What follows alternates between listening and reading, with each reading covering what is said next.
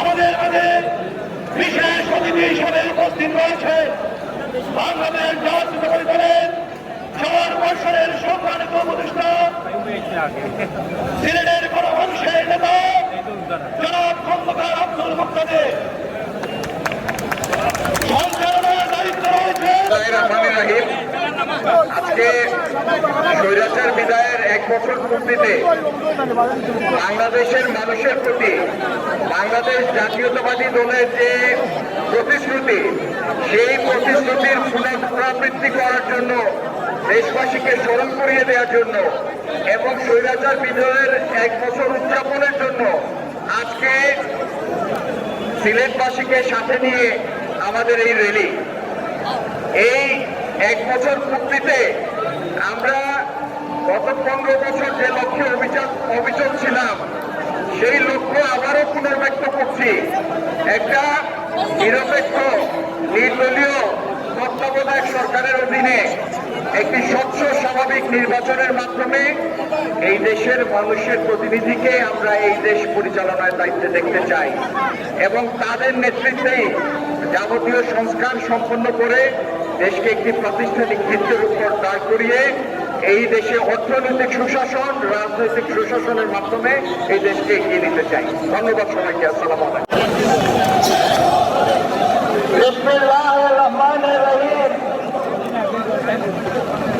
আজকে আমরা এখানে সমবেত হয়েছি একটি বিশেষ উদ্দেশ্যে।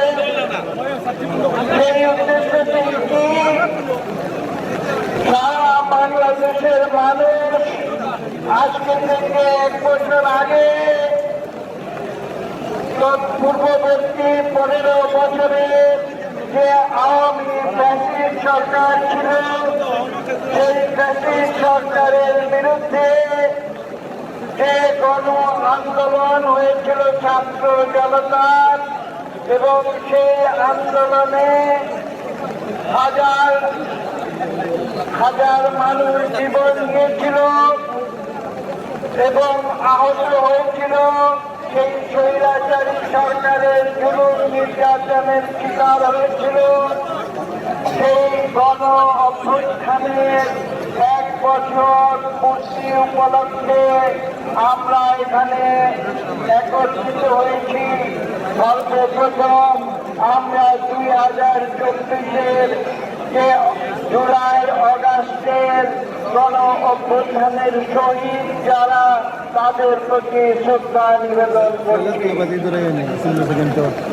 এবং পাশাপাশি আমরা জানি প্রায় 25 থেকে 30,000 তরুণ যুবক, শ্রমিক, সাধারণ মানুষ, শ্রমজীবী, রিক্সা চালক এবং এদেশের গণমানুষ প্রায় 25 থেকে 30,000 মানুষ সেই স্বৈরাচারী সরকারের যে পেটোয়া বাহিনী তাদের গুলির আঘাতে আহত হয়েছিল। আমরা তাদের সুস্বাস্থ্য কামনা করি এবং মহান আল্লাহ তাআলার দরবারে প্রার্থনা করি তারা যেন দ্রুত সুস্থ হয়ে উঠতে পারে। আপনারা জানেন প্রায় 1 বছর পার হলো, তাদের মধ্যে অধিকাংশ এখনো সুস্থ হয়ে উঠতে পারে না। এখানে বলা প্রয়োজন যে আন্দোলন আমরা 2024 সালের জুলাই অগাস্টে দেখেছিলাম, সেই আন্দোলন কিন্তু শুধু তাৎক্ষণিক জুলাই অগাস্টের আন্দোলন ছিল না।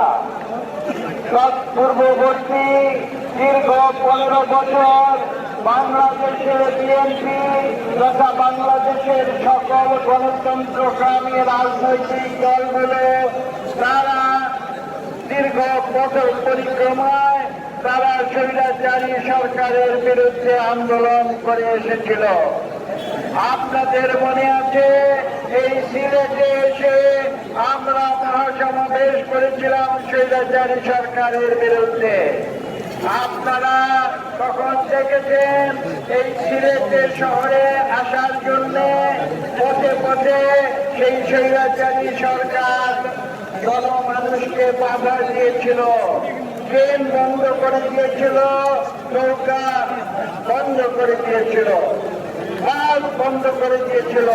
তারপরেও আপনারা পায়ে হেঁটেও আপনারা এসেছিলেন এবং আপনাদের হয়তো মনে আছে আগে তার কয়েকদিন আগে থেকে আপনারা এসে এখানে যে বিশাল ময়দান সেখানে সমবেত হয়েছিলেন, রাত কাটিয়েছিলেন এবং স্বৈরাচারী সরকারের বিরুদ্ধে আপনারা অনাস্থা ঘোষণা করেছিলেন এবং সেই দীর্ঘ আন্দোলনের ফলশ্রুতিতে সেটা যখন বিগত 2024 সালের জুলাই অগাস্টে সে একটি চূড়ান্ত রূপ ধারণ করে, তখন দীর্ঘ সময়ের যে জমে থাকা ক্ষোভ সেই স্বৈরাচারী সরকারের বিরুদ্ধে, ঠিক সেই মুহূর্তে ছাত্ররা বৈষম্য বিরোধী আন্দোলন শুরু করে এবং সেই আন্দোলন তখন ছিল একটি পাত্রে যেমন একটি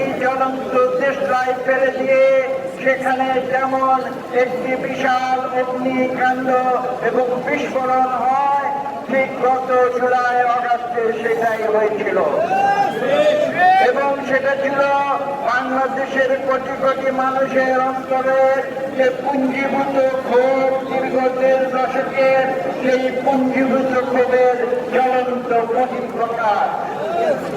সেই পরিস্থিতিতে আমরা রাজপথে নেমেছিলাম। এটা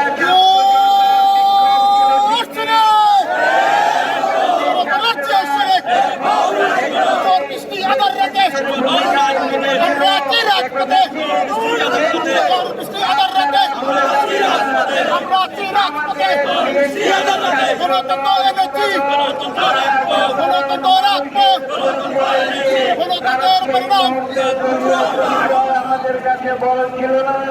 আমরা এই দেশকে তখন সেই স্বৈরাচারের অভিশাপ থেকে মুক্ত করার জন্য সেই গণতন্ত্র পুনঃপ্রতিষ্ঠার আন্দোলনে আমরা তখন সাধারণ ছাত্র এবং সাধারণ মানুষের পরিচয় দিয়ে আমরা বিএনপি সেই আন্দোলনে ঝাঁপিয়ে পড়েছিলাম এটাই হচ্ছে ঐতিহাসিক সত্য। এই সত্য অস্বীকার করার কোনো উপায় নেই। আপনারা যে সিলেটে আন্দোলন করেছেন সারা বাংলাদেশে, আমি বলবো সেই তৎকালীন সেই আন্দোলন, প্রতিবাদ সমাবেশ, মহাসমাবেশ, যেটা বাংলাদেশের প্রতিবাদের ইতিহাসে সেটা লিখিত আছে। কাজে আজকে আমরা সেই 2024 সালের গণ আন্দোলনের বার্ষিকী পালন করতে এখানে এসেছি। আজকে প্রতিকূল আবহাওয়া সত্ত্বেও আপনারা বৃষ্টিতে ভিজে এখানে রয়েছেন, আমি আপনাদের অভিনন্দন জানাই। একই সঙ্গে যে কথা আমি বলেছি, এই শহীদরা জীবন দিয়েছে, তারা কেন জীবন দিয়েছে? যাতে আমরা একটি সুন্দর গণতান্ত্রিক বাংলাদেশে বসবাস করতে পারি, সেই জন্য তারা জীবন দিয়েছে। আবু সাইদ কি বলেছিল? আবু সাইদ বলেছিল, তোমাদের দুঃসাহসটাকে আমার বুকে গুলি করো, কিন্তু আমাকে তোমরা চালাতে পারবে না। বাংলাদেশের মুক্ত কি বলেছিল? মুক্ত দিয়েছিল ঢাকা রাজপথে, যেখানে কোমলমতি বালক বালিকা শিশুরা, যেখানে তারা স্কুলের নিম্ন শ্রেণীর ছাত্র ছাত্রীরা পর্যন্ত রাজপথে নেমেছিল। তাদেরকে পানি দেবার জন্য মুক্ত বলেছিল, পানি লাগবে, পানি লাগবে। সেই কোমলমতি শিশুদের যারা পিতা মাতা, তারা রাজপথে নেমেছিল তাদের শিশু সন্তানদের দেখাশোনা করার জন্য, এবং সেই স্বৈরাচারী সরকারের প্রতিবাদে প্রতিটি মা বাবা যোগ দিয়েছিলেন। কাজে সেই যে আমাদের আন্দোলন, সেই যে আমাদের আত্মত্যাগ, সেই কথা আজকে আমরা শ্রদ্ধার সঙ্গে স্মরণ করছি। আমি বক্তব্য দীর্ঘ করবো না। আমি জানি না এই বৃষ্টির মধ্যে আজকে হয়তো আমাদের যে এখানে আমাদের যে মিছিল করার কথা ছিল, সেই মিছিল আমরা করতে পারবো কি পারবো না, আমরা একটু অপেক্ষা করছি। আমরা দেখছি বৃষ্টি কমছে কিনা, কিন্তু এই পরিস্থিতিতে এটা বাস্তবসম্মত একটা সিদ্ধান্ত আমরা নেব।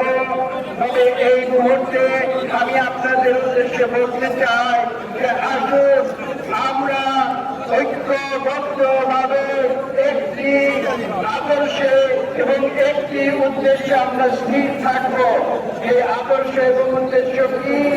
বাংলাদেশকে একটি গণতান্ত্রিক সত্যিকার গণতান্ত্রিক রাষ্ট্রে পরিণত করতে হবে, এবং সেটা করার একটি মাত্র যে উপায়, সেটা হচ্ছে একটি সুষ্ঠু নিরপেক্ষ নির্বাচন। আমরা বর্তমান অন্তর্বর্তীকালীন সরকারকে ধন্যবাদ জানাই। তারা গত রাত্রে তারা একটি নির্বাচনী নির্দিষ্ট রোডম্যাপ তারা ঘোষণা করেছে। তারা স্পষ্ট ভাষায় বলে দিয়েছে যে আগামী বছর রমজানের আগে ইনশাআল্লাহ সেই সুষ্ঠু নিরপেক্ষ ভোট অনুষ্ঠিত হবে। কাজে সরকারের কাজ সরকার পালন করেছে, এখন আমাদের কাজ আমাদের পালন করতে হবে।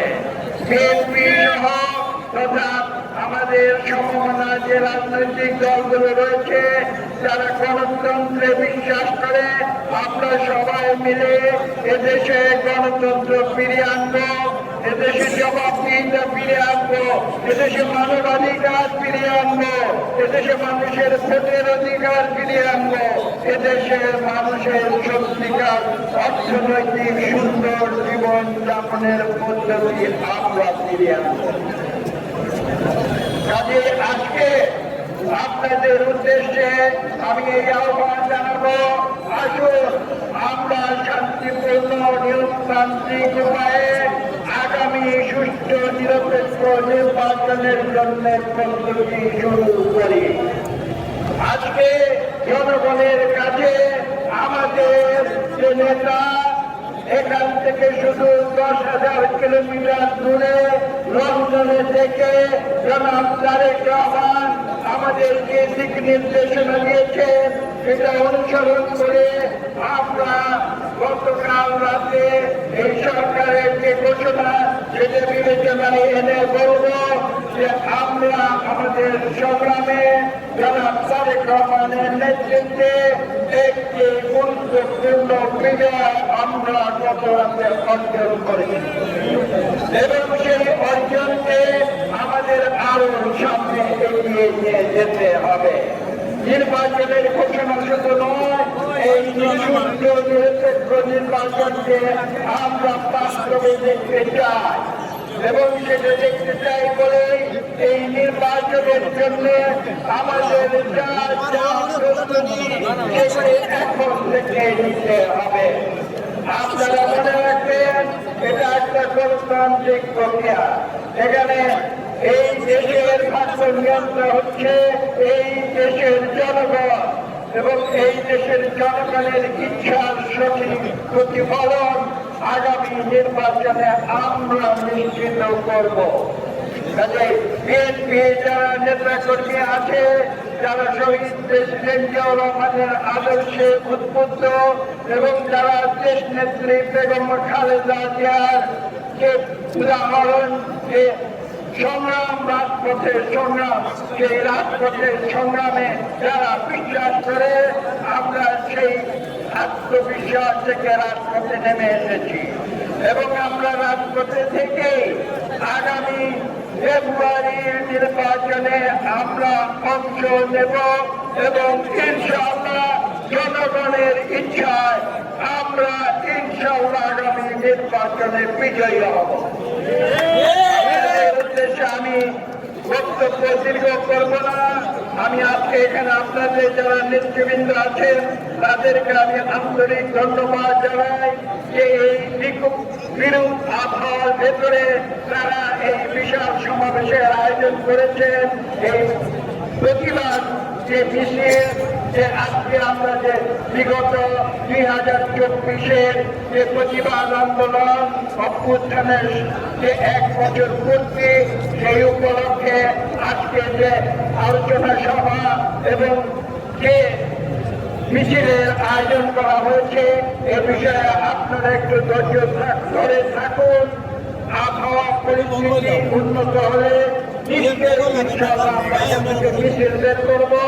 একটু ধৈর্য ধরুন, আপনারা শৃঙ্খলার সঙ্গে থাকুন এবং আজকের এই অনুষ্ঠানের যারা আয়োজন করেছেন আমি এখন তাদের হাতে মাইক করে